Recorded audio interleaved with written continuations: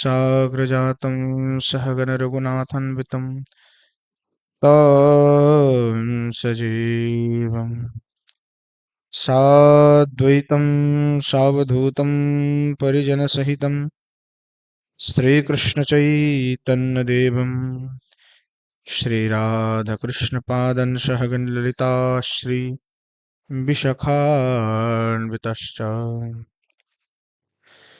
गौररामौसमारम्भम् ईश्वरीं च मध्यमाम् अस्मदाचार्यपर्यन्तं वन्दे गुरुपरम्पराम्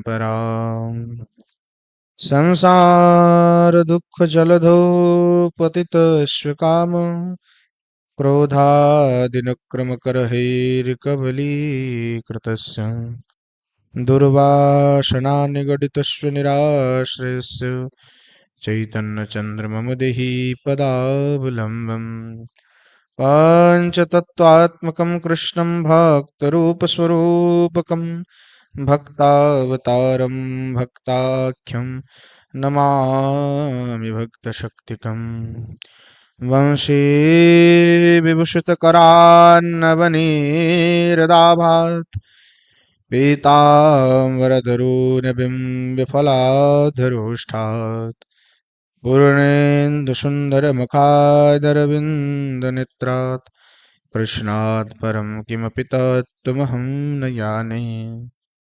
विद्युल्लताविलसितान्नुपमाङ्गकान्तिं वैदग्धकारुण्यरसाप्लुतपद्मनेत्रम् बृन्दावननवनिकुञ्जरसैकतृष्णं राधं विना किमपि तत्त्वमहं न जाने श्रीमद्भागवतं नौमि यश्वैकस्य प्रसादतः अज्ञातानपि जानाति हि सर्वसर्वगमानपि गङ्गातरङ्गरमणीयजटाकलापम् गौरी निरन्तरविभूषितवामभागं नारायणप्रियमनङ्गमदापहारं वाराणसीपुरपतिं भज विश्वनाथम् नारायणं नमस्कृत्य नरं चैव नरोत्तमं देवीं सरस्वतीं व्यासं ततो जयमुदीरयेत् जननी जनको वन्दिद्धरणिद्धरणीधरो सन्तानवत्सलो भुजो सन्तनो कुशलार्थिनो श्रीरूपं साग्रजं वन्दे रघुनाथं कृपामयं श्रीजीवं भट्टयोगं च सय्यनं सुखदायकम् येषां सहजस्निग्धानं पादरेणुमभीक्ष्णसा सर्वविघ्नविनाशाय शिरसा धारयाम्यहम् वृन्द्यायै तुलसीदेव्यै प्रियायै केशवस्य च कृष्णभक्तिप्रदे देवी सत्यवत्यै नमो नमः वाञ्छकल्पतरुभ्यश्च कृपासिन्धुभ्यैव च पतितानं पावनेभ्यो वैष्णवेभ्यो नमो नमः हरे कृष्ण कृष्ण कृष्ण हरे हरे हरे राम राम राम हरे हरे। बोलो श्री राधा गिरिंद्र बिहारी लाल की जय। बोलो जय जय श्री राधेश्याम नताई गौर हरि बोल। श्री पंडित व्यवहार कृपाय नित्य सत्संगे আমরা গৌড়ীয় বৈষ্ণব আচার্যগণের পরম পাবনময় জীবন চরিত্র সুধা আস্বাদন করছি। অদ্য শ্রী পণ্ডিত বাবার শ্রী গুরুদেব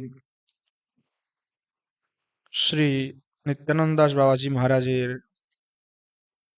ভিকাশ্রয়ী শিষ্য এবং সিদ্ধ শ্রী চৈতন্য দাস বাবাজি মহারাজের মন্ত্র শিষ্য শ্রী গৌর কিশোর শিরোমণি মহাশয়ের পরম পাবনময় জীবন চরিত্র আমরা আস্বাদন করব।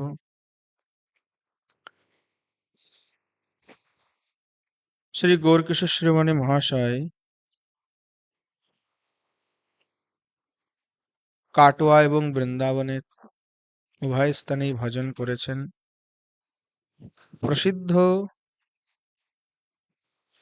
বংশেই তার প্রাদুর্ভাব। শ্রী হরিদাস দাসজি গৌড়ীয় বৈষ্ণব জীবন গ্রন্থে শ্রী গৌরকিশোর শিরোমণি মহাশয়ের যথেষ্ট বৃহৎ জীবনী লিখেছেন। কাটোয়া মহকুমার অধীন পুতুগ্রাম থানার অন্তর্গত দেবী ফুল্লরার পীঠস্থানের নিকটবর্তী গুড়পাড়া গ্রামে, বর্তমানে সেই স্থানের নাম হলো চিতাহাটি, আনুমানিক 1220-25 সালের মধ্যে শ্রী গুরুপ্রসাদ মুখোপাধ্যায় বিদ্যানিধির পৌত্র রূপেই শ্রী গৌর শিরোমণি মহাশয়ের জন্ম হয়েছিল। বিদ্যানিধি ফুলের মুখটি নৈকস্য কুলীন। তার 3 পুত্র রামকৃষ্ণ, তার একটি নাম ছিল তপস্বী ঠাকুর, অন্য 2 জন হলেন ধনকৃষ্ণ প্রাণকৃষ্ণ। ধনকৃষ্ণের 6 পুত্র, 1 কন্যা গৌরচন্দ্র বা গৌর শিরোমণি, যিনি পরে হয়েছেন ঈশ্বর, নবদ্বীপ, হরিশ্চন্দ্র, গিরিশ, উমেশ ও পারিজাত দেবী। ইনি অর্থাৎ শ্রী গৌরকিশোর শিরোমণি, কথিত আছে যে তার বয়স যখন 20 বৎসর কাল, সেই সময় তিনি কোনো লেখাপড়া করেননি। ব্রাহ্মণ কুলের ছিলেন, শাক্ত পরিবার ছিল, শাক্ত মত। আর সে সময় নবদ্বীপে শাক্ত মতের বহুল প্রচার। কথিত আছে শ্রীমান মহাপ্রভু যখন আবির্ভূত হয়েছিলেন নবদ্বীপে, সে সময়তেও শাক্তদের প্রবলতা থাকলেও বৈষ্ণবদিগের প্রভাবে, মহাপ্রভুর প্রভাবে তা শিথিল হয়েছিল। পরবর্তীকালে গৌড়ীয় বৈষ্ণব সমাজে যখন শ্রী বলদেব বিদ্যাভূষণ পাদের পরবর্তী থেকে বঙ্গের উপর ব্রজের যে বৈষ্ণবগণের যে একটি হাত ছিল, শাসন ছিল, সেই শাসনটি ছুটে যায় এবং সেই শাসন ছুটে যাওয়ার কারণে একটা দশা উপস্থিত হয় যে গৌড়ী সম্প্রদায় থেকে সে সময় অনেক মত, আউল বাউল, নেড়ানেড়ি, এগুলির প্রাদুর্ভাব হয় এবং সে সময় শাক্ত মত, বিশেষ করে নবদ্বীপের রাজা যখন কৃষ্ণচন্দ্র ছিল, সে সময় প্রবল শাক্ত মত নবদ্বীপে স্থাপিত হয়। এমনকি শ্রীমান মহাপ্রভুর মন্দির আদি ভাঙচুর শাক্তরাও করেছে। সে সময় ধামেশ্বর মহাপ্রভুকে পর্যন্ত লুকায়িত রেখে সেবা পূজা করা হয়েছে। 1 চক্রায় খড়দয় নিত্যানন্দ প্রভুকে পর্যন্ত তাকে ত্রিপুরা সুন্দরী দেবীর উপাসক বলে বৈষ্ণবগণ প্রচার করে 1 চক্রাকে রক্ষা করেছিল, যে নিত্যানন্দ তো নিজেই শাক্ত ছিল। এগুলি পরবর্তীতে প্রচার করেছিলেন কেবলমাত্র এনার কারণেই। তো এই ঘোর শাক্ত পরিবারেই কিন্তু এনার জন্ম ছিল। কিন্তু এনার পরিবারের সবাই প্রবল পণ্ডিত হলেও শিরোমণি মহাশয়ের 20 বৎসর কাল পর্যন্ত, যখন তার বয়স 20, সেই 20 বৎসর পর্যন্ত তিনি কোনোদিন কোনো লেখাপড়া করেননি, মানে কোনো পণ্ডিতের ঘরে মুখ তুলে তাকানোননি। ভালো উচ্চকুলস্থ ধনবান ফ্যামিলির ছিলেন, পরিবারের ছিলেন। কি করতেন? ঘুরে বেড়াতেন, পয়সাপাতি বাবার খুবই ছিল, অর্থবল। কি করতেন, ওই যাত্রা, কবির পালা, বিভিন্ন জায়গায় ঘোরাঘুরি, এগুলো করে দিন কাটাতেন। তবে একবার কিছু গ্রামবাসী গৌরচন্দ্রকে বললেন, আরে গৌরচন্দ্র, তুমি তো বিদ্যানিধির কুলে কালি দিলে। হ্যাঁ, তুমি কোনো তোমার পেট থেকে কোনো একটা বুলি পর্যন্ত বেরোয় না। তো তুমি বিদ্যানিধি তোমার কুল, আর সেই কুলের মুখে তুমি কালি দিয়েছ। এই কথা শুনে গৌরচন্দ্রর খুবই মনে দুঃখ হয়, এবং সেই কথা শুনে তখন তিনি তার সমস্ত কু অভ্যাসকে ত্যাগ করে কি করলেন, সেদিন থেকে পড়াশোনায় মনোযোগ দিলেন। সব কিছু একেবারে যাত্রাপালা, নাচা গানা যা কিছু ছিল সব পরিত্যাগ করলেন। সব পরিত্যাগ করে তিনি তৈপুরে কোনো এক পণ্ডিতের নিকটে গিয়ে ব্যাকরণাদি পড়েন। এর পরবর্তীতে কাটোয়ার এয়োরপুর নিবাসী পঞ্চানন তর্করত্ন, সেই আমলের ব্যাপক প্রাচীন বহু ধুরন্ধর পণ্ডিত ছিলেন, তিনি শাক্ত মতাবলম্বী ছিলেন মূলত। পঞ্চানন তর্করত্ন, বাংলা ভাষায় আমরা অধিকন্তু গ্রন্থের যে অনুবাদ পাই সেগুলি পঞ্চানন তর্করত্নেরই লেখা। পঞ্চানন তর্করত্নের টোলে গিয়ে উনি পড়েছিলেন। পরবর্তীতে কাটোয়ার গৌরাঙ্গপাড়ার সখীচরণ দাস পণ্ডিত বাবাজির নিকটে ভক্তিশাস্ত্র কিছুটা অধ্যয়ন করেছিলেন। এইভাবেই তিনি পড়াশুনো করেন। তবে মতবাদ এখনো পর্যন্ত ভক্তি পথে ছিল না, যেহেতু শাক্তবাদের প্রভাব তার ভিতরে ছিল।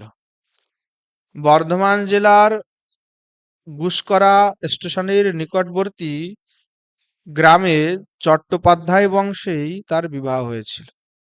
তার স্ত্রীর নাম ছিল রামদাসী। রামদাসী দেবী, তার যখন 1.5 বৎসর কাল, তখন তার পিতা মারা যান, এবং তার মাতা সহমরণে যাওয়ার সংকল্প ব্যক্ত করলে তার আত্মীয় স্বজন প্রথমত নিষেধ করে বলেছিলেন, দেখো মা, তুমি যদি সতী হতে যাও, সহমরণে যাও, তাই আগুনে যখন যাবে তখন খুবই কষ্ট হবে, তাই সহমরণে যেও না। তখন রামদাসীর মাতা নিজের আঙুলটা ঘিয়ের ভিতরে ডুবিয়ে তখন ওই জ্বলন্ত প্রদীপে দগ্ধ করে দেখিয়েছিলেন যে কোনো কষ্ট আমার হবে না। এসেছিলেন প্রকৃত সতী নারী। পূর্বে আমরা অনেক, আমাদের শাস্ত্রে বিধিনিষেধ আছে, সতী হওয়ার বিধানও আছে। পূর্বে আমরা দেখতে পাই যে স্ত্রীগণ কিরূপে সতীত্ব ধর্মের পরিপালন করেছেন, এবং যে সেই সময় আপনি দেখবেন যে প্রচুর প্রচুর মহাপুরুষগণের প্রাদুর্ভাব, কিন্তু বর্তমানে সেটি শিথিল হয়ে গেছে। মহাপুরুষ একেবারেই যেন কম, ধীরে ধীরে আরো কম হয়ে যাচ্ছে। সেই সময় প্রচুর প্রচুর গোস্বামী সন্তান, বৈষ্ণবগণ, বাবাজিগণ, বিরক্ত বৈষ্ণবগণ, খুব ভজননিষ্ঠ সাধকগণ আমরা দেখতে পেয়েছি। কিন্তু ধীরে ধীরে তা শিথিল হওয়ার কারণ হচ্ছে যে নারীর সতীত্ব।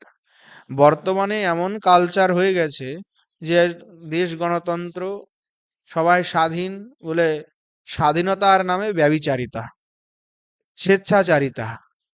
শাস্ত্রে এমন একটি পর্যন্ত কথা আছে যে মন্দির যদি দর্শন করতে যাও, তথাপি পর্যন্ত নিজ স্বামী বা পতি ব্যতি রেখে, সন্তান ব্যতি রেখে কখনোই স্ত্রীর একা যাওয়া উচিত নয়। কিন্তু বর্তমানে তো চাকরি করতে হবে, জব করতে হবে, কোথায় কি ঘুরছে না ঘুরছে কোনো কিছু মানবিজ নাই। এখন এমনও স্বাধীনতা যে রজস্বলা আদি হলেও শাস্ত্রে যে বিধিনিষেধ আছে, সেই বিধিনিষেধটুকু কোনি পর্যন্ত মানতে রাজি নয়, বলে আমরা কেন মানব। এমনকি এই এই বর্তমান পরিস্থিতিতে কিছু ধার্মিক সংগঠন তারা পর্যন্ত বিধান দিচ্ছে যে তোমার নারীদের কোনো অপবিত্রতা নেই, তোমরা সর্বতোভাবে সবসময় শুচি শুদ্ধ পূজা সেবা সবসময়ই চলবে। তো এইরকম যে সংগঠন বা ইত্যাদি যারা আছেন,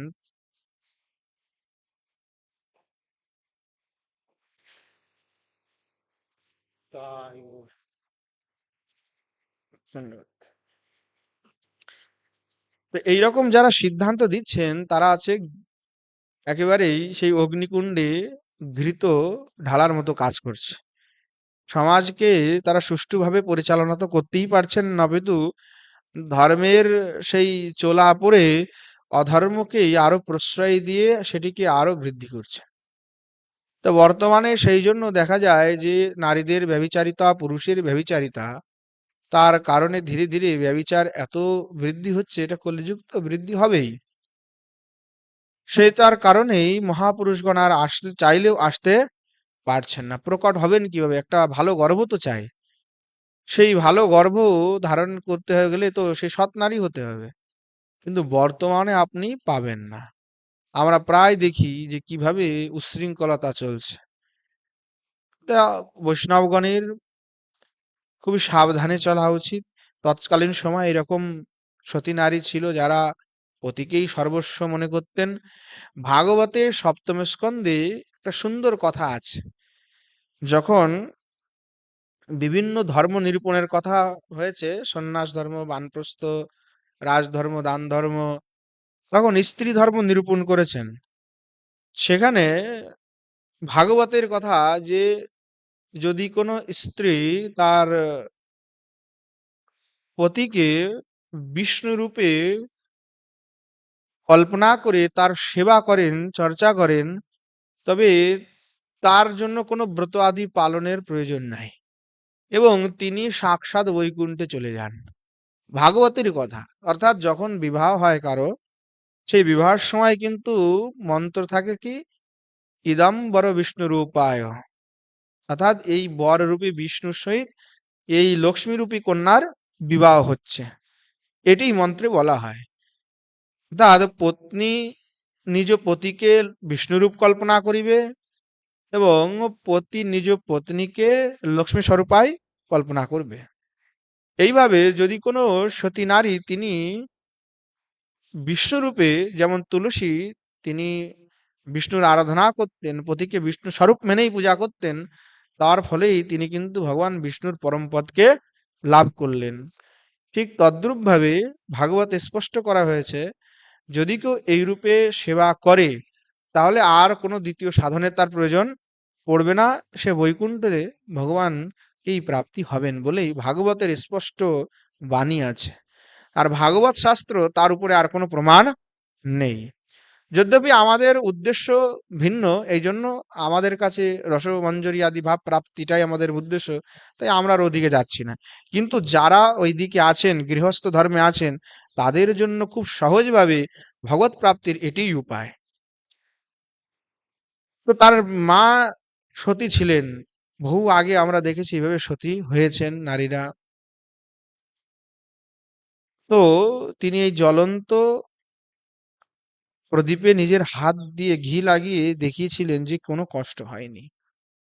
তখন পতির চিতা, জ্বলন্ত চিতাকে 7 বার প্রদক্ষিণ করে সহাস্য মুখে তিনি ওই চিতাতে গিয়ে প্রবিষ্ট হয়েছিলেন এবং সেই স্থানের নাম সেখান থেকে হয়েছিল সতীডাঙ্গা।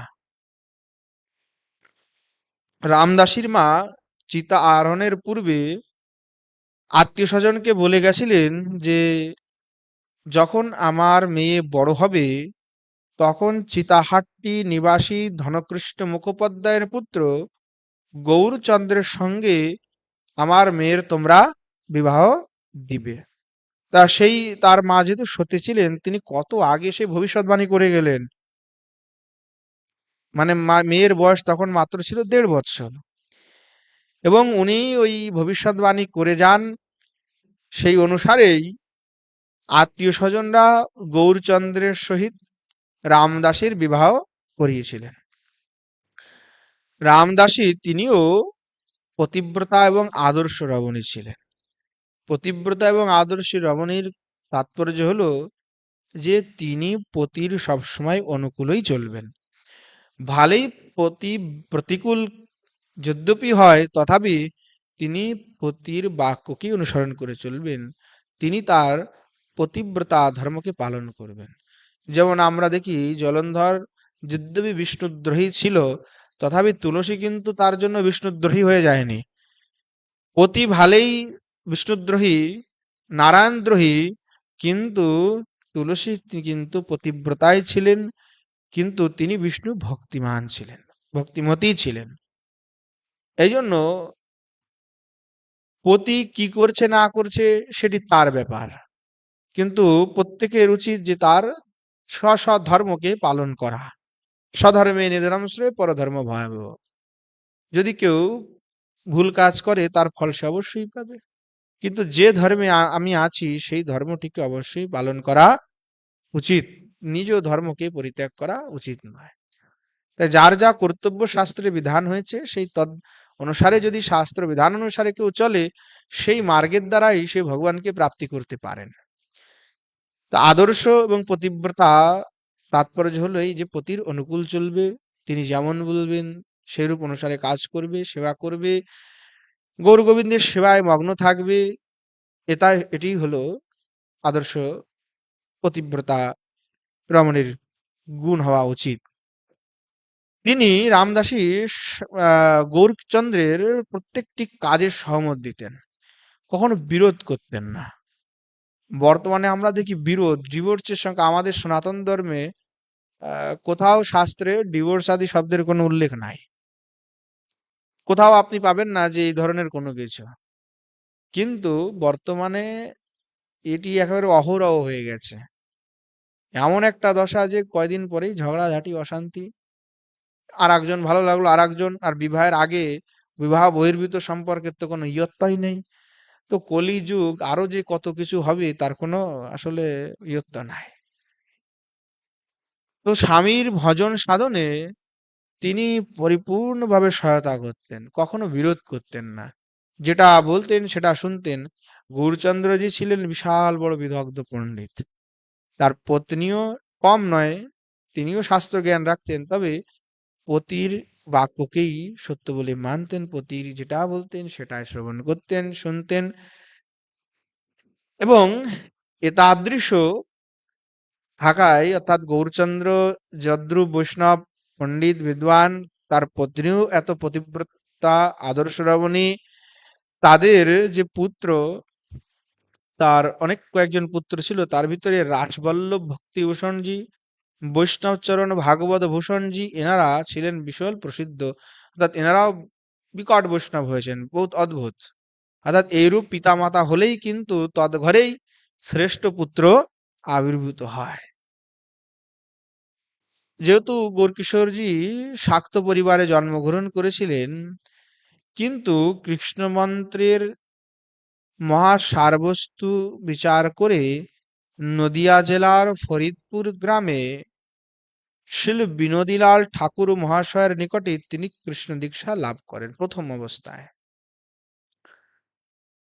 সেখান থেকে তার গৃহে বৈষ্ণব সেবা হতো এবং বৈষ্ণবদিগের উচ্ছিষ্ট গ্রহণে তার একান্ত নিষ্ঠা ছিল।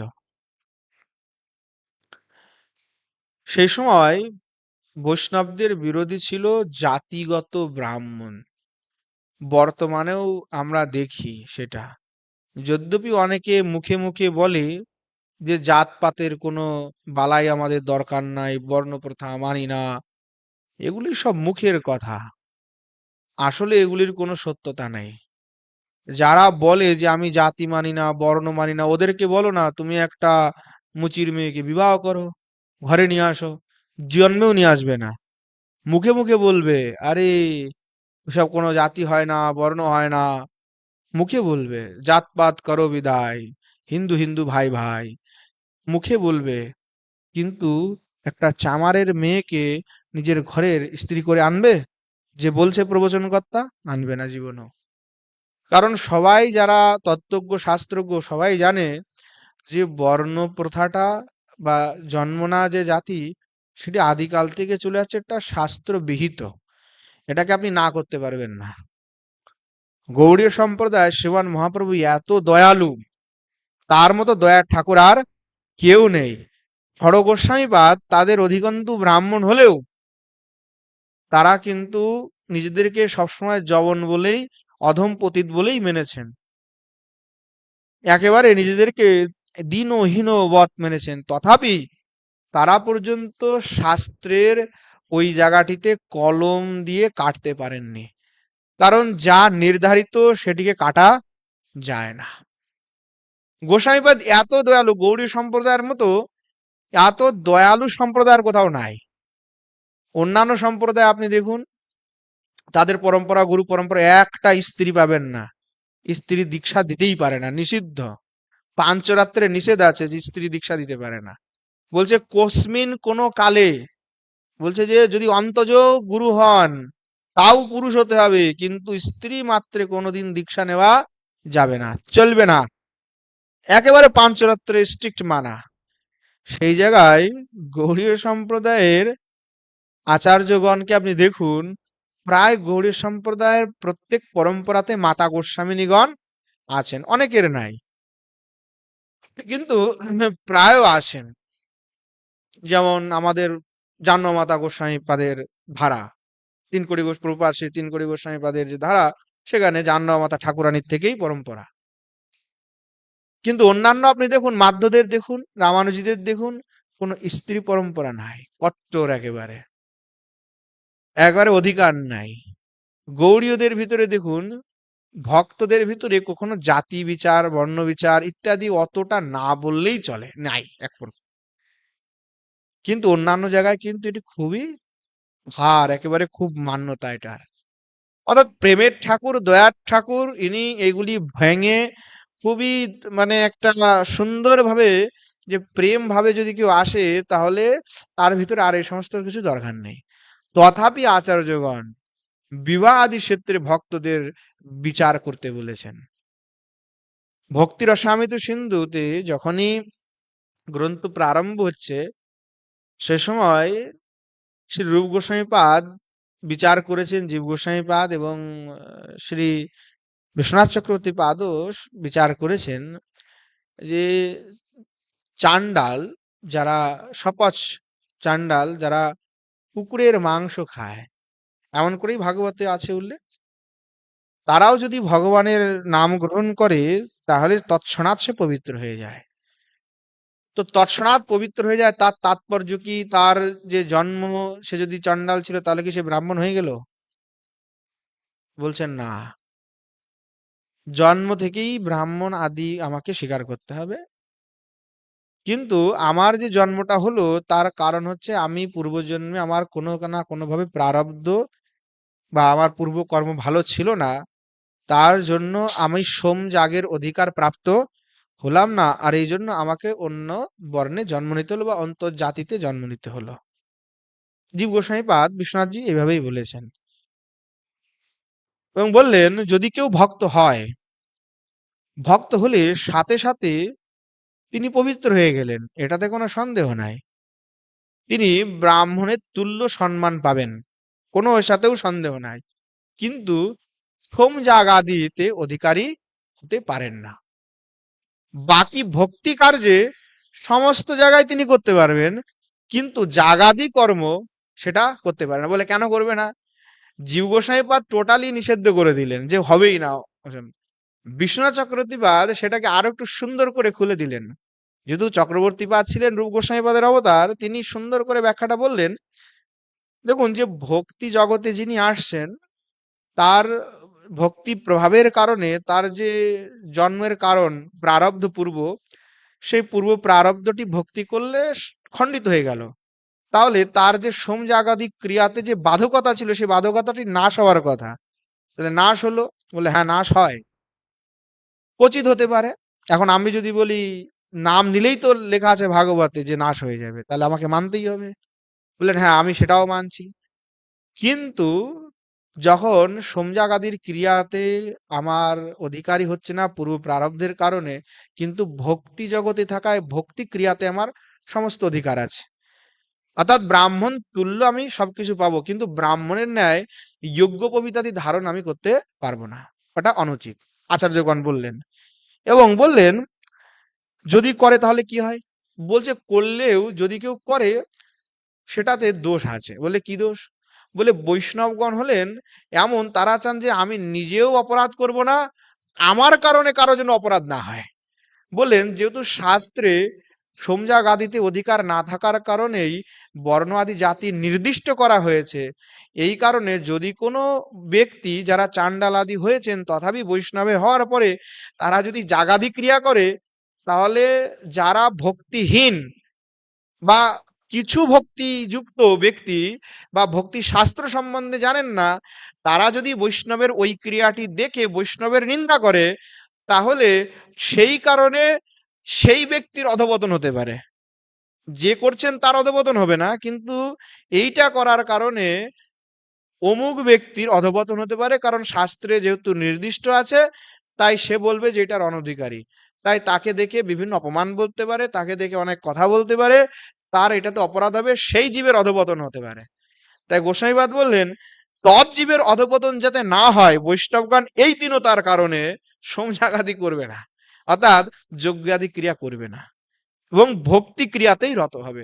কত সুন্দর এই বিচারটা করলেন বিশ্বনাথ চক্রবর্তী পাদ, যে বৈষ্ণবদের কেমন ধন্যতা, যে অধিকার প্রাপ্ত হচ্ছেন তথাপি কেবল জগৎকে শিক্ষা দেওয়ার জন্য, অর্থাৎ আমার কারণে আমাতে দোষ দেখে কেউ অপরাধে পতিত হবেন সেটাও বৈষ্ণব চান না। তাই সেই ক্রিয়া না করলে হয়। এবার সেই জন্য যারা বৈষ্ণবগণ আছেন, ব্রাহ্মণগণ আছেন, যারা ব্রাহ্মণ বৈষ্ণবগণ, তাদের দিয়েই যজ্ঞাদি ক্রিয়া সম্পন্ন করবে বলেই আচার্যগণ বলেছেন। এমনকি রূপ সনাতন যেহেতু যবনের ধন অন্ন আদি গ্রহণ করতেন বিধায় কখনো জগন্নাথ মন্দিরে প্রবেশ করেননি। এবং যখন তারা পুরস্চরণ করিয়েছিলেন, নিজেরা যবনের অন্ন গ্রহণ করেন বলে নিজেরা কিন্তু ব্রাহ্মণ ছিলেন, তথাপি নিজেদেরকে পতিত অধম ভেবে কখনো গিয়ে যজ্ঞ করালেন না, পরন্তু ব্রাহ্মণ বৈষ্ণবগণকে দিয়ে তারা পুরস্চরণ যজ্ঞ করেছিলেন, যার ফলেই শ্রীমান মহাপ্রভুর চরণ কমল তাদের দর্শন প্রাপ্তি হয়। এইটা ভক্তি রসামৃত সুন্দর সুন্দরভাবে বিচার করেছে। যারা আচার্য গ্রন্থ পড়েন না তারা এই বিষয়ে জানেন না। এখন জাতি নির্দিষ্ট আছে। এখন আমাদের যে শিরোমণি মহাশয়, তিনি জাতিতে ব্রাহ্মণ ছিলেন, বৈষ্ণবও ছিলেন। তিনি কি করতেন, যেহেতু বৈষ্ণবগণের একটা দন্যতা যে ব্রাহ্মণ হোক, ক্ষত্রিয় হোক, বৈশ্য হোক, চণ্ডাল হোক, তারা ভাবে যে এটা বৈষ্ণব। সত্যি যারা বৈষ্ণব তাদের ভিতরে এই ভাবটি থাকে না যে আমি ব্রাহ্মণ, আমি ক্ষত্রিয়, আমি বৈশ্য, আমি শূদ্র, সবাই এক, যদ্যপি দীনতা থাকে। তা শিরোমণি মহাশয় কি করতেন, যে তদানীন্তন সময়ে উনি এত বড় পণ্ডিত ছিলেন, ব্রাহ্মণ সমাজ ওনাকে ভয়ে কাঁপতো, যে এর মতো বড় পণ্ডিত কিছু বললেই ধুয়ে দেবে। কিন্তু ইনি বৈষ্ণবদের উচ্ছিষ্ট খেতেন, যেখানে যেতেন উৎসবে সেখানে প্রকাশ্যভাবে ওই পঙ্গদ বসে আছে, সব বৈষ্ণবরা উঠে গেল, কি চণ্ডাল, কি শূদ্র, কি বৈশ্য, যা হোক অন্তজ মেলেচ্ছ, উনি সবার ওই পাতের থেকে উচ্ছিষ্ট নিয়ে গ্রহণ করতেন। আর ওইটা দেখে অন্যান্য যে ব্রাহ্মণ শাক্তগণ ছিল তারা বলে এই এর জাত চলে গেছে, এনার জাত চলে গেছে, বৈষ্ণবের অধরামৃত খায়, এইভাবে ওনার নিন্দা করতেন।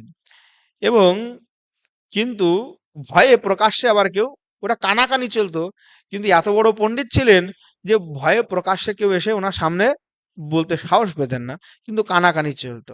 ইনি আবার কি করতেন, যে সেই বৈষ্ণব অধরামৃত সংগ্রহ করে রাখতেন, সংগ্রহ করে ঘরে নিয়ে রাখতেন।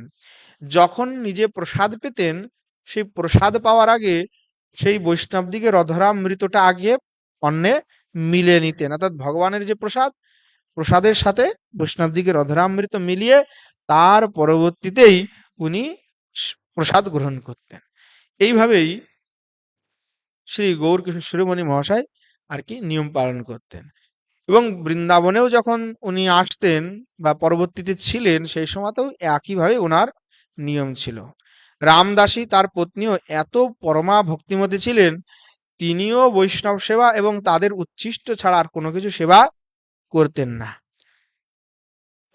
শিরোমণি মহাশয়ের একটা প্রতিজ্ঞা ছিল যে তিনি স্বর্ণকারকে পয়সা দেবেন না। বলে কেন? বলে স্বর্ণকারদের মতো দুই নাম্বারই লোক আর হয় না, এই জন্য স্বর্ণকারকে কোনো পয়সা দেব না। স্বর্ণকারদেরকে পয়সা উনি দিতেন না। তাই রামদাসীর হাতে 2 গাছি শাখা ব্যতীত আর কোনো অলংকার ছিল না। নিমন্ত্রিত বৈষ্ণবগণ বাড়িতে আসলে রামদাসী নিজেই চরণ ধৌত করতেন বৈষ্ণবগণের। নূতন বৈষ্ণবগণ যখন কেউ আসতেন, তার পরিচয় না জেনে তারা মনে করতেন ইনি হয়তো কোনো পরিচারিকা। এজন্য তারা উপেক্ষা করতেন না, পা ধুয়ে নিতেন, যেহেতু নিজেই কোনো ঘরের পরিচারিকা হবে, সেবিকা হবে। আর যে সমস্ত বৈষ্ণবগণ জানতেন যে ইনি হলেন গৌরকিশোর শিরোমণি মহাশয়ের পত্নী, তারা কখনোই পা ধোয়াতেন না। চরণ ধৌত করতে আসলে মা বলে দণ্ডবত করে দূরে সরে আসতেন, যে আপনি এগুলা করবেন না। কিন্তু যারা জানেন না তারা মনে করতেন যে উনি হলো সেবা, হয়তো এনার সেবিকা হবেন বা এই কাজ টাজের লোক, এই জন্য তারা ধুয়ে নিতেন। কিন্তু পরে যখন জানতে পারতেন কিভাবে, বললেন পরবর্তীতে যখন ভোজন করাতেন, তখন পরিবেশনের সময় স্বয়ং তিনি রন্ধন করতেন, আবার পরিবেশনও করতেন।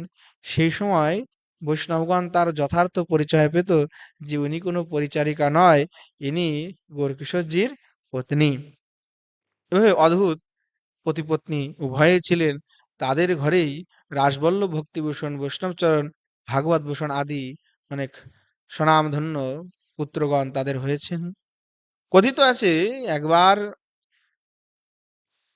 গৌরকিশোর শিরোমণি মহাশয় অনেক ছাত্রদের সঙ্গে নিয়ে কাটোয়ায় গঙ্গা স্নান করতে গিয়েছিলেন।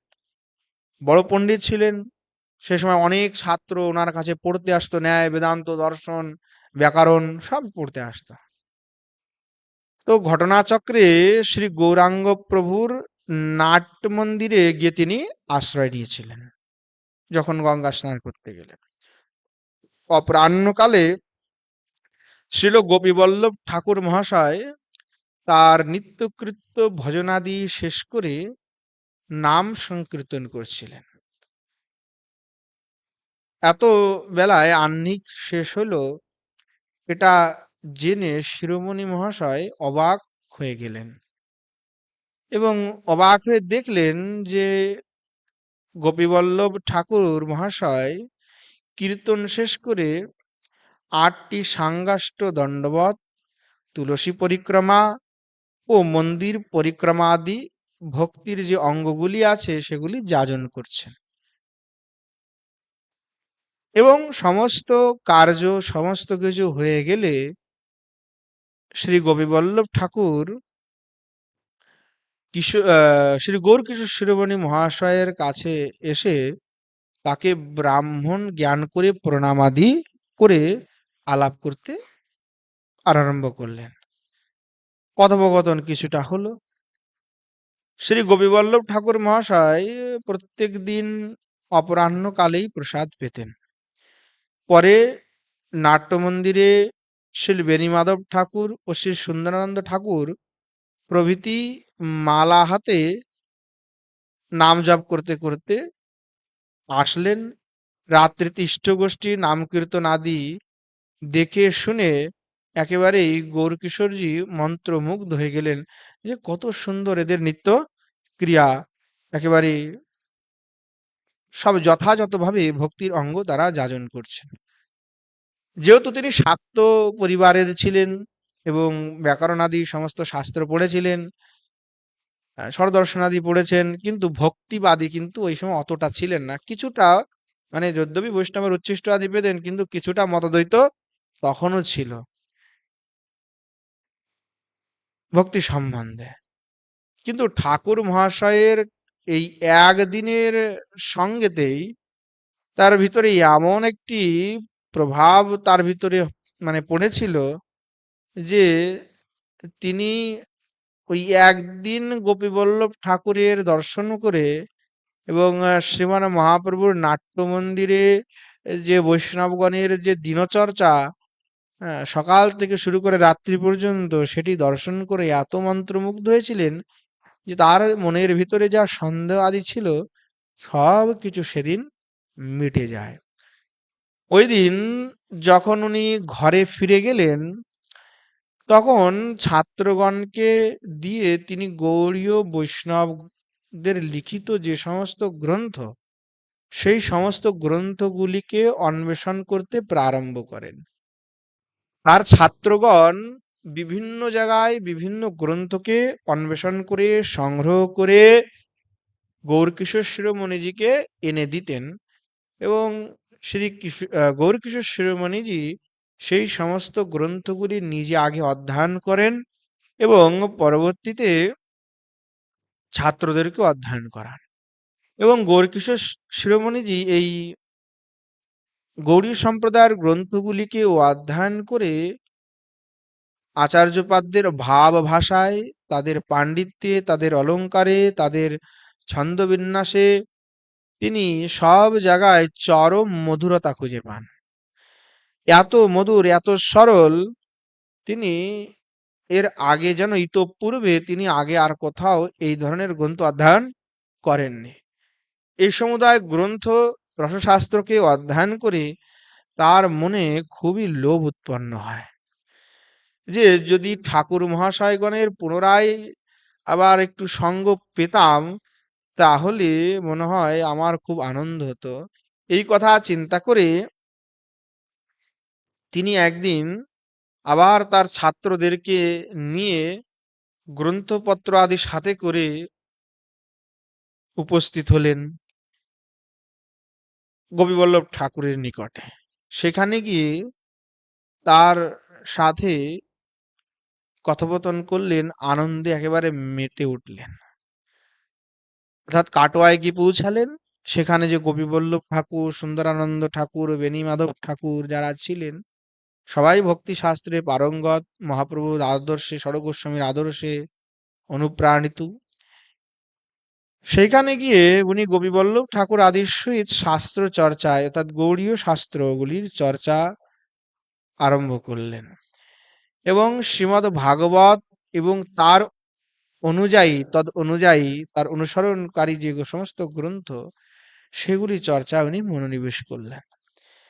কাটোয়ায় যখন গৌরকিশোরজি ছিলেন সেই সময় অরুণোদয় কালে শ্রী গৌরাঙ্গের মঙ্গল আরতি দর্শন করে প্রভাতী স্মরণ কীর্তন, গঙ্গা স্নান করে সংখ্যা নাম জপ, মন্ত্র স্মরণ, লীলা চিন্তন ইত্যাদিতে দুই বেলা 2টা পর্যন্ত তিনি অতিবাহিত করতেন। তার পরবর্তীতে তিনি বৈষ্ণবদের যে লঘু সংখ্যা স্থান এবং যেখানে লঘু সংখ্যা আদি বৈষ্ণবগণ করেন সেই স্থান পরিষ্কার করতেন এবং গঙ্গা স্নানে যাওয়ার জন্য যে বৈষ্ণবগণ যে পথটি দিয়ে যেতেন সেই পথটি নিজে ঝাড়ু দিতেন এবং তার পরবর্তীতে নিজে গঙ্গা স্নান করতেন এবং শ্রীমান মহাপ্রভুর দর্শন পরিক্রমাদি করে সমাগত বৈষ্ণবগণ ও গোস্বামীগণকে দণ্ডবাদ করতেন এবং যেখানে বৈষ্ণব সেবা হতো নাট্য মন্দিরে, প্রত্যেক দিনই তো ওখানে বৈষ্ণব সেবা হতো, সেই বৈষ্ণব সেবা হলে যেহেতু উনি এত বড় বিদ্বান পণ্ডিত, জাতিতে জন্মনা ব্রাহ্মণ, তাই সবাই তাকে কিন্তু বিশালভাবে শ্রদ্ধা করত, সম্মান করত। ওনার নিয়ম ছিল যেখানে ওই নাট মন্দিরে বৈষ্ণবদের সেবা আদি হতো সেই সেবার পরবর্তীতে সেই পাতা দোনাগুলি আর কি একটা গর্তে ফেলা হতো। তো সেই গর্তের থেকে উনি উচ্ছিষ্ট নিতেন। সে উচ্ছিষ্ট থেকে এক কণিকা উচ্ছিষ্ট অর্থাৎ বৈষ্ণব ধারামৃত উনি তুলে খেতেন। তার পরবর্তীতে 4 মুষ্টি আতপ চাল, 2-1টি সিদ্ধ কোনো কিছু, একটু সন্দব লবণ যোগে তেল ঘি কোনোটাই উপযোগ করতেন না, সেটাই সিদ্ধটাকে গিরিধারীকে ভোগ দিয়ে প্রসাদ পেতেন। কেউ যদি কিছু বলতেন তাহলে তিনি বলতেন আমার ইচ্ছা ছাড়া কিছুই সহ্য হয় না, অর্থাৎ সিদ্ধ ছাড়া তার কিছুই আমার ভালো লাগে না, তার এটাই কথা।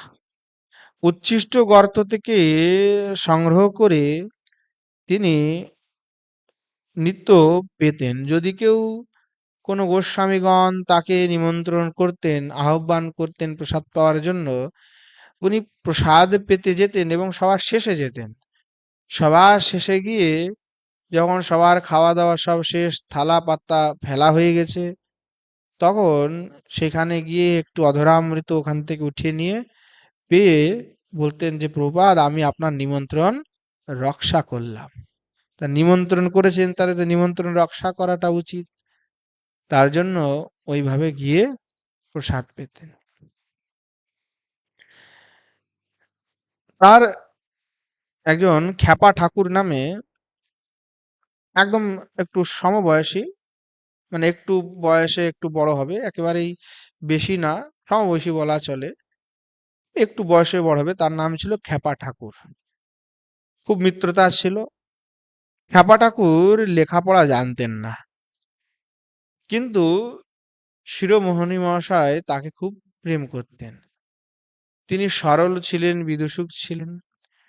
শিরোমণি মহাশয়ের পত্রবাহক এবং দূতের কার্যটি তিনি করতেন। আবার সময় সময় শিরোমণি মহাশয়কে ভৎসনাও ক্ষেপা ঠাকুর করতেন। ছাত্রদেরকে বলতেন, শিরোমণি সে তো আমারই ছাত্র, এইভাবে তিনি বলতেন। ক্ষেপা ঠাকুর বসে থাকলে শিরোমণি মহাশয় হাসতে হাসতে ছাত্রদেরকে বিদ্যা দান করতেন। কথিত আছে সঠিক অষ্টাদশ সাহস্রী তার কণ্ঠস্থ ছিল, ব্যাকরণ আদি সমস্ত শাস্ত্র একেবারেই কণ্ঠস্থ ছিল। বিদ্যা যখন উনি ছাত্রদেরকে বিদ্যা প্রদান করতেন, কথিত আছে তিনি কোনোদিন বই খুলে পড়াতেন না, সমস্ত কিছু তার একেবারেই মস্তকে ছিল, স্মরণে ছিল। কোনোদিন জীবনে বই খুলে পুঁথি খুলে কোনোদিন পড়াননি। প্রতিদিন যে পাঠ পড়াতেন বিদ্যার্থীদেরকে, সেই বিষয়গুলি বর্ণনা করে অন্তিমে শ্রীমান মহাপ্রভুর পর্যাবসান, অর্থাৎ অন্তিম একটাই কথা, শ্রী গৌরাঙ্গের স্মরণ নিতে হবে, গৌরের চরণ স্মরণ ব্যতিরেকে আর কোনো গতি নাই, সেটাই উনি প্রদর্শন পূর্বক পাঠ সমাপ্ত করতেন, যে গৌর চরণ ব্যতিরেকে আর কোনো গতি নাই। এই সময় একবার মহাপ্রভুর বাড়িতে বহু ব্রজবাসী বৈষ্ণব এসেছেন। সেই সময়, সেই দিনকার যখন এসেছিলেন, সেই সময় শ্রী বেণীমাধব ঠাকুরের সেবা চলছিল। অর্থাৎ গোস্বামীদের ভিতরে ভাগ থাকে, যে এই দিন তার সেবা, এই দিন তার সেবা, এই দিন তার সেবা। গোপীবল্লভ ঠাকুর, সুন্দরানন্দ ঠাকুর, বেণীমাধব ঠাকুর। তো সেই দিন বেণীমাধব ঠাকুরের সেবা ছিল মহাপ্রভুর বাড়িতে।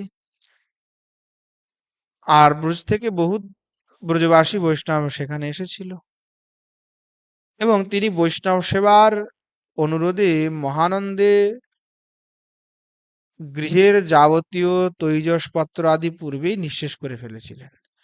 মানে বেণীমাধব ঠাকুর এমন ছিলেন যে বৈষ্ণবগণ তার ঘরে আসলে তিনি কি করতেন, টাকা পয়সা থাকুক না থাকুক, ঘরের জিনিসপত্র যা আছে সেগুলি বিক্রি করে বৈষ্ণবদের সেবা করতেন। এরকম বেণীমাধব ঠাকুরের একটা অদ্ভুত গুণ ছিল। সেদিন অনেক বৈষ্ণব তার গৃহে এসেছেন। তখন তিনি তার গৃহিণীকে বললেন যে ভালোভাবে ভোগরাগের ব্যবস্থা করো। তখন পত্নী বলল যে ভালো করে ভোগরাগের কি ব্যবস্থা করব, সামান্য ঘরে কোনো চাল ডালি নাই, কোনো কিছু অবশিষ্টই নাই যে সেবা করব। তখন বেণীমাধব ঠাকুর কি করলেন, নিজের ঘরের জালনা, দরজা, কবাট এগুলা সব খুলে একেবারে মাথায় করে নিয়ে চললেন বিক্রি করতে, যে বৈষ্ণব সেবা করতে হবে, তাই আগে এগুলা বিক্রি করে যা পাবো সেটা দিয়ে বৈষ্ণব সেবা করবো। তা এই ধরনের তার মনোভাব ছিল। তখন এই সব জানলা দরজা যা কিছু আছে কবাট খুলে নিয়ে বিক্রি করতে যাচ্ছিলেন মাথায় করে। শিরোমণি মহাশয় সেটা দেখলেন। দেখার পরে শিরোমণি মহাশয় বেণীমাধব ঠাকুরের তার ত্যাগ বৈরাগ্য সেবায়, বৈষ্ণব সেবায় এত প্রীতি দেখে তিনি অবাক হয়ে গেলেন, যে বৈষ্ণব সেবার জন্য মানুষ এটাও করতে পারে, সর্বস্ব বিক্রি করতে পারে। তিনি কাঁদতে লাগলেন। কাঁদতে কাঁদতে কাঁদতে কাঁদতে চিন্তা করতে করতে মূর্ছিত হয়ে গেলেন। বৈষ্ণবগণ তাকে এসে ধরলেন, জলের ছিটকা টিটকা দিয়ে। যখন হুঁশ ফিরল, সেদিন থেকে উনি প্রতিজ্ঞা করলেন যে জীবনে সব আজকের থেকে এটাই ব্রত, যে বৈষ্ণব সেবা অবশ্যই করব, সে যেভাবে হোক।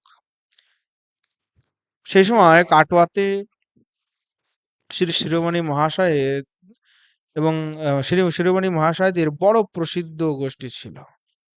ঢাকা উথলি নিবাসী অদ্বৈত বংশ বৃন্দাবন চন্দ্র গোস্বামী প্রভু গৃহত্যাগ করে উদাসীন বেশে বাহির হয়ে ঘরের ছেড়ে কাটোয়ায় এসেছিলেন। তারই অনুসন্ধান করতে করতে তার জ্যেষ্ঠ ভ্রাতা জগৎবন্ধু প্রভু গোস্বামীও ঘর ছেড়ে কাটোয়াতে এসে উপস্থিত হন এবং অনুজের সহিত মিলিত হন এবং উভয় দুই ভাই শ্রী কিশোর দাস বাবাজির নিকট বেশাশ্রয় করে কাটোয়ায় ভজন করছিলেন। এবং শ্রী বেণীমাধব ঠাকুর মহাশয় একজন প্রসিদ্ধ বৈষ্ণব মহাত্মা ছিলেন। আমরা তো শুনলামই যে তিনি কেমন বৈষ্ণব সেবী ছিলেন। তার সঙ্গ যেই করতেন সেই পরম আনন্দিত হতেন। বড় প্রভুর অনুরোধে শিরোমণি মহাশয় প্রত্যেক দিন 3 ঘন্টা পাঠ করতেন, হরিকথা করতেন এবং 3 ঘন্টা পাঠ করে 35 দিনে জন্মাদর্শ শ্লোকের গৌরপক্ষে সমন্বয় ও সামঞ্জস্য রেখে ব্যাখ্যা করেছিলেন। কেবল জন্মাদর্শ শ্লোকের ব্যাখ্যা করেছিলেন 35 দিন এবং সেটার ব্যাখ্যা করেছিলেন গৌরপরক ব্যাখ্যা। তার ব্যাখ্যা শুনে তৎকালীন সময়ের সেই প্রভু গোস্বামীগণ খুবই অদ্ভুত হয়েছিলেন, তারা আনন্দিত হয়েছিলেন। বললেন যে এইরকম অদ্ভুত ব্যাখ্যা আমরা আগে কোথাও শ্রবণ করিনি। সত্যি সরগোস্বামীর পূর্ণ কৃপা আপনার কাছে আছে, আপনি নিশ্চয়ই সরগোস্বামীদের কৃপা লাভ করেছেন। একবার বর্ধমানের নিকটবর্তী বড় গ্রামে বাড়ুজ্যিদের বাড়িতে নিয়ে সদল বলে অর্থাৎ শিরোমণি মহাশয় তার নিজ সব দলবল নিয়ে 1 মাসের জন্য শ্রীমদ্ ভাগবত পাঠের উদ্দেশ্য গিয়েছিলেন। গ্রামে পৌঁছেতেই বেলা তখন 2টা বাজে। যখন গ্রামে গিয়ে উপস্থিত হলেন তখন শুনলেন যে সেই গ্রামে কোনো বিষ্ণু মন্দিরও নেই আর শালগ্রাম সেবাও হয় না। তৎক্ষণাৎ তখন শিরোমণি মহাশয় জমিদারকে ডেকে বললেন, দেখো ভাই, যে গ্রামে বিষ্ণু মন্দির নাই, বিষ্ণু অর্চনা হয় না, সেই গ্রামে আমরা জলও খাই না। তখন অভুক্ত অবস্থায় বহু বৈষ্ণব সবাই নির্ণয় নিলেন যে এই গ্রামে থাকা যাবে না। যে গ্রামে ভগবান হরির উপাসনা হয় না, শালগ্রাম শিলার উপাসনা অর্চনা হয় না, সেইখানে থাকা একেবারেই উচিত নয়। এই কথা চিন্তন করেই বহু বৈষ্ণবগণ গ্রাম ত্যাগ করার নির্ণয় করলে সকলে গ্রামবাসীগণ জমিদার শিরোমণি মহাশয়ের চরণে নিপতিত হয়ে প্রার্থনা করলেন যে আপনি চলে গেলে এই গ্রামের অমঙ্গল হবে, আপনি যাবেন না, থাকুন। কিছুতেই শিরোমণি মহাশয় সম্মত হলেন না। বললেন যদি এই গ্রামে বিষ্ণু মন্দির শালগ্রাম সেবা না হয় তবে আমরা এখানে এক মুহূর্তও থাকবো না। তখন সেই সময় জমিদার কি করলেন, একটি পত্র এবং অশ্বারোহী লোক পাঠিয়ে 10 মাইল দূরবর্তী তার কোনো জ্ঞাতি গৃহ থেকে একটি শালগ্রাম শিলা সেই গ্রামে নিয়ে আসেন এবং সেইখানেই সেদিন থেকে শালগ্রাম সেবা পূজা প্রারম্ভ হলো এবং সেই গ্রামে অবস্থান করেই শিরোমণি মহাশয় শালগ্রামের সেবা আদি পুজো করে ভাগবত পাঠ করে প্রসাদ পেয়েছিলেন। এইভাবে তার নিয়ম এবং নিষ্ঠা ছিল। কথিত আছে কোনো এক সময়ে শিরোমণি মহাশয়ের বৈষ্ণবতা পরীক্ষার উদ্দেশ্যে মুর্শিদাবাদ জেলার গ্রামের তান্ত্রিক ব্রাহ্মণগণ শ্রীমদ্ ভাগবত পাঠের নিমন্ত্রণ দিয়ে শিরোমণি মহাশয়কে ওই গ্রামে নিয়ে যান। কয়েকদিন ভাগবত পাঠের পরে দুর্বৃত্তগণ বিষ্ণু মন্দিরের নিকটবর্তী সেই ভাগবত পাঠের স্থানে কালী পূজা করে পশু বলি দেওয়ার আয়োজন করেছিল। শিরোমণি মহাশয় গভীর রাতে এই সংবাদ পেয়ে বিব্রত হয়ে গৌর গোবিন্দের শরণ নেন। সেই সময় যখন এই দুর্বৃত্তগুলি দেবীর পূজা আদি হয়ে গেলে যখন পশু বলি দিতে গেলেন, তখন তারা যতবার চেষ্টা করলো প্রত্যেকবারেই পশুকে দুইবার আঘাত করা লাগলো, মানে এক কোপে পশু কাটতে পারলো না। সেই সময় তারা খুবই ভীত হয়ে গেল যে এইরকম তো কোনোদিন হয় না যে দুইবার আমাদেরকে কোপ চালাতে হলো, মানে বলি দিলে কি হয় এক কোপে একদম কেটে দিতে হবে, এটাই বলি। দুই কোপ লাগলো প্রত্যেকটা বলিতে। তখন তারা ভীত হয়ে গেল এবং দেবীর শরণ নিলে দেবী স্বপ্নাদেশে পূজারীকে বললেন যে তোমরা বিষ্ণু ভক্তকে অপমান করেছ, সুতরাং তোমাদের সর্বনাশ করব। স্বপ্নাদেশ শুনে তখন ওই দুর্বৃত্তগণ সব শিরোমণি মহাশয়ের চরণে এসে উপস্থিত হলেন এবং বললেন যে বাবা, আমাদের অপরাধ হয়ে গেছে, আমরা ভুল করেছি, আপনি ক্ষমা করুন।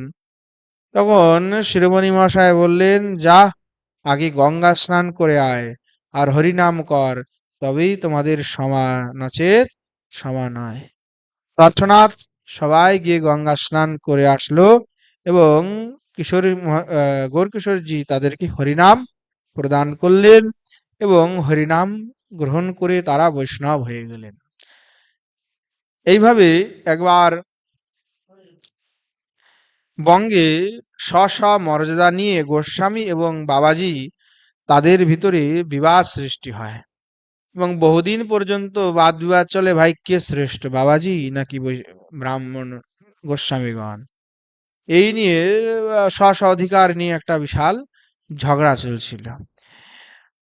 সেই সময় গোস্বামী এবং বাবাজিগণ মিলে নির্ণয় নিলেন যে গৌর শিরোমণি তিনি তো না তো প্রভু সন্তান আর না তো বাবাজি, তিনি বড় বিদ্বান ব্রাহ্মণ, তিনি যা নির্ণয় দিবেন আমরা উভয়েই সেই মতটা মেনে চলব। শিরোমণি মহাশয় সমস্ত ঘটনা শুনলেন। তখন শিরোমণি মহাশয় বললেন যে আমি আপনাদের পুত্র, দেখুন পুত্র যখন বড় হয়ে যায় তখন পিতামাতার ভিতরে কলহ হলে সেই স্থানে উপস্থিত হওয়া উচিত নয়, তাদের মাঝে গিয়ে কোনো কথা বলা উচিত নয়। অর্থাৎ কথার তাৎপর্য হলো যে দাম্পত্য প্রণয়ে মাঝে মাঝে বিবাদ বিসম্বাদ হয় এবং সেটি সম্বন্ধকে আরো গাঢ় করে তোলে, এটাই সিদ্ধান্ত কথা। এই কথা শুনে সবাই আনন্দিত হলেন এবং উভয় পক্ষ সেদিন বুঝলেন যে বাদ বিবাদটা একটু হলে, সবসময় প্রেম প্রেম হলে ভালো লাগে না, মাঝে মাঝে একটু বাদ বিবাদটাও দরকার। বাদ বিবাদ হলেই তবে না আবার প্রেমটা গাঢ় হবে। যদি বাদ বিবাদ না হলো, প্রেম করতে করতে প্রত্যেকদিন ডাল খেতে খেতে আর ভালো লাগে নাকি? এই জন্য মাঝে মাঝে একটু অন্য রসেরও প্রয়োজন আছে। তাৎপর্য যে বাদ বিবাদ হলে যখন আবার মিলন হবে তখন আরো প্রেমটা প্রগাঢ় হয়। এই জন্য বাদ বিবাদ তাদের সেদিন মিটে গেল, সবাই জয় জয়কার দিতে লাগলেন। কুলাদানন্দ ব্রহ্মচারী প্রণীত সদ্গুরু সঙ্গে দ্বিতীয় খণ্ডে লিখিত আছে যে শিরোমণি মহাশয় নামে একজন প্রবীণ পণ্ডিত ছিলেন, মানে ওনার জীবনী সম্বন্ধে একটু ছোট্ট কথা লেখা আছে যে উনি ছয় দর্শনে স্মৃতি পুরাণাদিতে পারদর্শী ছিলেন, বিশাল বড় পণ্ডিত ছিলেন। একদিন দেশে এক ব্রাহ্মণের বাড়িতে তিনি শ্রীমদ্ ভাগবত শুনতে গিয়েছিলেন। সেই সভাতে বহু গণ্যমান্য ব্রাহ্মণ পণ্ডিতগণ উপস্থিত ছিল। যে পাঠ করেছিল সেও ভক্ত ব্রাহ্মণ পাঠক ছিল, বৈষ্ণব ছিল। এখন সেই ভক্ত পাঠক ব্রাহ্মণ শ্রীমদ্ ভাগবতের পাঠের পূর্বে তিনি গৌর বন্দনা শুরু করলেন, আজানুলম্বিত ভুজৌ কনকাবদাত। এখন গৌর বন্দনা শুনে গৌর শিরোমণি মহাশয় একেবারে ক্রোধিত হয়ে গেলেন। হ্যাঁ, একেবারে আগুন হয়ে উঠলেন। তিনি পাঠককে বলে, এই তুমি চুপ করো, কি পড়ছ, ধমকি দিলেন। সবাই একদম হয়ে গেল যে ইনি বড় পণ্ডিত, ইনি কি কেন এরকম খেপে গেলেন। পাঠককে ডেকে বললেন, এই এটা কি কোনো ভাগবত পাঠ হচ্ছে? ভাগবত পাঠ করতে এসেছো, সামনে ভাগবত খোলা রয়েছে, আর ওদিকে ওদিকে দৃষ্টি করে তুমি গৌরচন্দ্রিকা পাঠ করতেছো? হ্যাঁ, এসব কোথায় পেয়েছো? ভাগবতে কি কোথাও গৌরচন্দ্রিকা লেখা আছে, গৌরের বন্দনা আছে নাকি? তুমি গৌর বন্দনা শুরু করেছো ভাগবত খুলে। এইভাবে গৌর কিশোরজি শিরোমণিজি তো ফটকার লাগালে শুরু করলেন। বললেন যে ব্রাহ্মণ পণ্ডিতদের মধ্যে বসে সম্মুখে শালগ্রাম শিলা রেখে ভাগবত পাঠ করবে বলে এসব মিথ্যা বচনের আবৃত্তি করছো তুমি। হ্যাঁ, এসব গৌর বন্দনা বন্দনা কোথাও আছে নাকি ভাগবতে? তখন ভক্ত ব্রাহ্মণ করজোড় করে, মানে তখন উনি ভক্ত এভাবে হননি, তখনকার ঘটনা। তা উনি হাত জোড় করে তখন উনি বলছেন, ভাগবত পাঠ যিনি করছেন, দেখুন প্রভু, আমি ভাগবতই পাঠ করছি, এই যা আমি বলেছি তা ভাগবতেই আছে, আমি অসত্য বাক্য উচ্চারণ করিনি। শিরোমণি মহাশয় তখন নিজের আসন থেকে লাফিয়ে উঠে পাঠকের নিকটে গিয়ে বললেন, আরে মশাই, অনারবিত চরিমচিরাত কোথায় ভাগবতে উল্লেখ আছে, দেখাও, একবার দেখাও তো দেখি। ব্রাহ্মণ তখন কি করলেন, প্রতি 2 লাইনের ভিতরের ফাঁকা জায়গাটাকে দেখিয়ে বললেন, এই তো, এই তো দেখুন, এই সাদা স্থানে ভালো করে দেখুন, এখানেই অনারবিত চরিমচিরাত করুণাবতীর্ণ কলৌ লেখা আছে। শিরোমণি মহাশয় তখন বললেন, ফাজলামি করছো, এখানে তো সাদা স্থান ছাড়া আর কোনো কিছুই নাই, এখানে কোথায় আজানুলম্বিত আছে, কোথায় অনারবিত চরিমচিরাত আছে? হ্যাঁ, তোমার মাথা টাথা খারাপ হয়ে গেছে নাকি? তখন ব্রাহ্মণ বললেন, মানে যে ভক্ত বৈষ্ণব ব্রাহ্মণ, তিনি বললেন, আরে প্রভু, আপনার দৃষ্টিশক্তি নেই, আপনি দেখবেন কি করে? মানে পণ্ডিতজি এখানে আরো ক্রোধিত হয়ে গেলেন। হ্যাঁ, তুমি ফাজলামি করছো, এই দেখুন তো আপনারা এখানে কোথাও লেখা আছে, এখানে সাদা সব লেখা আছে, কি বলে পাঠক? তখন উনি বললেন, আরে বাবা, চোখটা একটু পরিষ্কার করে নেন, তাহলে দেখতে পাবেন। শিরোমণি মহাশয় তখন আরো রেগে গিয়ে বললেন, শালগ্রাম সম্মুখে রেখে ভাগবত স্পর্শ করে এতগুলি বৈষ্ণব ব্রাহ্মণের মধ্যে আপনি অনায়াসে মিথ্যে কথা বলে যাচ্ছেন। তখন ব্রাহ্মণ বৈষ্ণব আরো তেজের সহিত বলতে লাগলেন, আরে মশাই, আপনি চুপ করুন, এই ব্রাহ্মণ সভাতে, বৈষ্ণবদের সভাতে শালগ্রামকে সাক্ষী করে ভাগবত স্পর্শ করে আমি যা বলছি এটা সত্যই বলছি, আমি সব দেখতে পাচ্ছি, এইখানে অনার্পিত চরিম চিরাত করুণাবতীর্ণ কলৌ শ্লোকটা লেখা আছে, প্রত্যেকটা ফাঁকা জায়গায় লেখা, আমি দেখতে পাচ্ছি, আপনি দেখতে পাচ্ছেন না মশাই। তখন উনি আরো ক্রোধিত হয়ে গেলেন। তখন উনি বললেন, আরে মশাই, আপনি এক কাজ করুন, আপনি কোন সিদ্ধ মহাত্মার কাছে গিয়ে দীক্ষা নিন, তারপরে দেখবেন এই সব আপনি দেখতে পাবেন। আপনি দীক্ষা নিয়ে আসুন, পরে আমি আপনাকে নিয়ম বলে দেব, ঠিক সেই মতো 1 সপ্তাহ কাল চলবেন, 8 দিন পরে মানে অষ্টম দিবসে আপনি আমার এখানে আসবেন, এবং সেই ভাগবতের প্রত্যেক ফাঁকে ফাঁকে যদি গৌর বন্দনা না দেখাতে পারি, পরিষ্কার না দেখাই আপনাকে দেখাইতে পারি, তাই আমি আমার জিহ্বা কেটে ফেলবো। এ সবার সম্মুখে ভাগবত স্পর্শ করে, শালগ্রাম স্পর্শ করে আমি প্রতিজ্ঞা করলাম। কিশোরী একদম শিরোমণি মহাশয়, তিনি বড় পণ্ডিত, তেজস্বী পুরুষ, তখন তিনি একবার সোজা চলে গেলেন নবদ্বীপে শ্রী চৈতন্য দাস বাবাজির কাছে।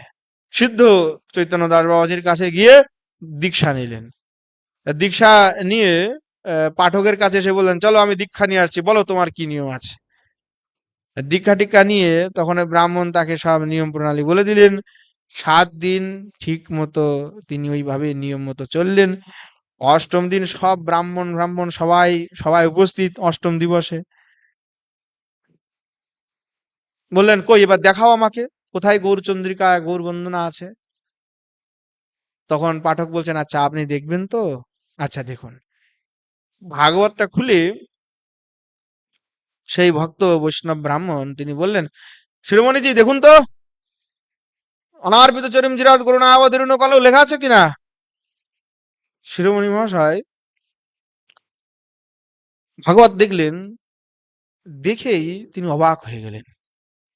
দেখেন যে ফাঁকা স্থানগুলির প্রত্যেক মাঝখানে মাঝখানে মহাপ্রভুকে নিয়ে যত স্তুতি বন্দনা আছে, প্রত্যেকটা ফাঁকা জায়গার ভিতরে স্বর্ণ অক্ষরেই যেন গৌর বন্দনা লেখা আছে।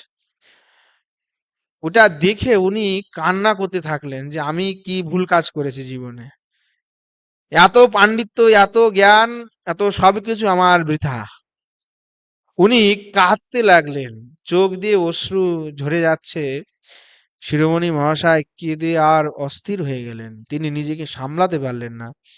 কাঁদতে কাঁদতে তিনি অস্থির হয়ে একেবারে ওইখানে মূর্ছিত হয়ে গেলেন। বৈষ্ণবগণ ব্রাহ্মণগণ যারা ছিলেন, তাকে যখন আবার তার হুঁশ ফিরে আসলো, তিনি একেবারে সাঙ্গাষ্টে সেই ব্রাহ্মণ বৈষ্ণবকে দণ্ডবাদ করতে লাগলেন যে বাবা, আমার এই পাণ্ডিত্য, আমার এই জ্ঞান গর্ব সবই তোমার ভক্তির কাছে বৃথা। তুমি আমার আজকে জ্ঞান চক্ষু উদয় করে দিলে।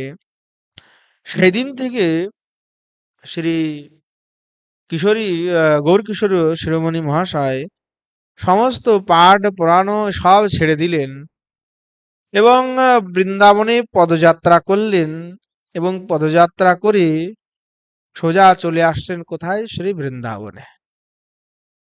বৃন্দাবনে এসে সেখানে মদনমোহন করে এসেছিলেন, সিদ্ধ নিত্যানন্দাস বাজি মহারাজের চরণে নিজেকে সমর্পণ করেছিলেন।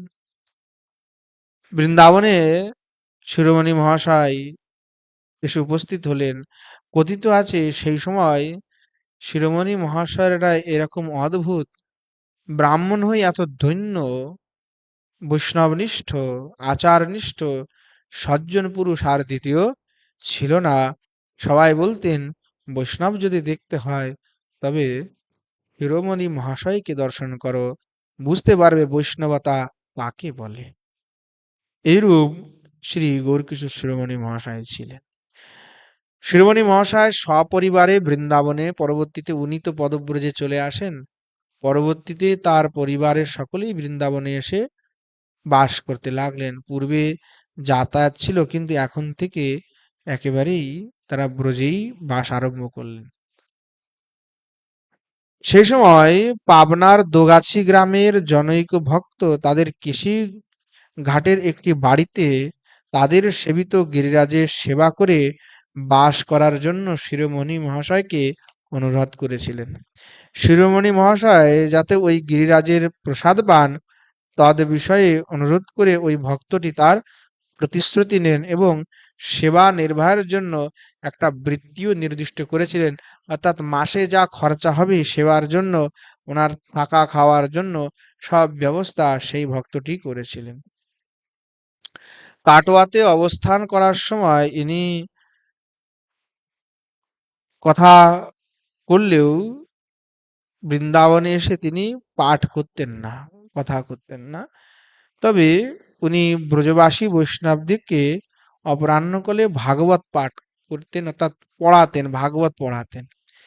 একদিন কথিত আছে চতুর্থ স্কন্ধের দক্ষযজ্ঞের প্রসঙ্গ উনি পড়াচ্ছিলেন। ছাত্ররা প্রশ্ন করলো যে সতীর দেহ ভস্মীভূত হলে সেই দেহলে মহাদেব কি প্রকার নৃত্য করেছেন। শিরোমণি মহাশয় কিভাবে উত্তর দেবেন সেই কথা চিন্তা করছিলেন, কি করে এটার উত্তর দেওয়া যায়। ঠিক সে সময় কথিত আছে যে এমন সময় পাশে উপবিষ্ট কোনো এক বৈষ্ণব যখন শিরোমণি মহাশয় পড়াতেন, সেই সময় ওই বৈষ্ণব ওখানে এসে ওনার ওই পড়ানোটা শুনতেন। পাঠ তো আর হতো না, পড়াতেন, তো সেই বৈষ্ণব নিত্য ওনার পাঠটা শুনতেন। এখন সেই বৈষ্ণব যে আসলে কে তার পরিচয় কেউই জানতো না। ছাত্রদের দিকে সেই বৈষ্ণব তাকিয়ে বললেন, আচ্ছা তোমরা দেখতে চাও না শুনতে চাও? ছাত্ররা বলল, যদি দেখতে পায় তাহলে আর কে শুনতে চায়, যদি নিজেরা প্রত্যক্ষ দেখতে পায় তাহলে আর কে শুনতে চাইবে বলুন তো। তবে দেখুন, এই কথাটা বলে সেই বৈষ্ণব কি করলো, উত্তর দিকে মুখ ফিরিয়ে যোগাসনে বসে জয় গৌরাঙ্গ বলে একেবারে ধ্যানস্থ হয়ে গেলেন। কিছুক্ষণ পরে তার দক্ষিণ চরণের বুড়ো আঙ্গুল থেকে যোগাগ্নি প্রজ্বলিত হয়ে উঠল এবং ক্রমে ক্রমে ক্রমে তাহার দেহ ভস্মীভূত হলো। শিরোমণি মহাশয় তখন হায় হায় করতে লাগলেন, আরে এ কি সর্বনাশ হলো! আমার এখানে ভাগবত পাঠ করতে আসে এই দৃশ্য দেখাতে একজন বৈষ্ণবের প্রাণ চলে গেল। তিনি দেহ ত্যাগ করলেন। হায় হায় করে তিনি কাঁদতে লাগলেন। ছাত্রগণ তখন একেবারে দৌড়ে সব যমুনার জল নিয়ে একেবারে হায় হায় করে যে তাড়াতাড়ি আগুন নেভার চেষ্টা করলেন, কিন্তু সমস্ত চেষ্টা বিফল হলো। সেই বৈষ্ণব ওখানেই একেবারে ভস্ম হয়ে ছাই হয়ে গেলেন। সেদিন থেকে শিরোমণি মহাশয় ভাগবতের অধ্যাপনাটাও ত্যাগ করে দিলেন এবং কেবল আর কেবল কঠোর ভজনে তিনি সেদিন থেকে ব্রতী হয়ে গেলেন। আজ সময় হয়ে গিয়েছে, আজ এখানেই বিশ্রাম দিচ্ছি। শ্রী কিশোর গৌরকিশোর শিরোমণি মহাশয়ের জীবনী আরো অনেক বিশাল, আমরা বাকি অংশ কালকে আস্বাদন করব।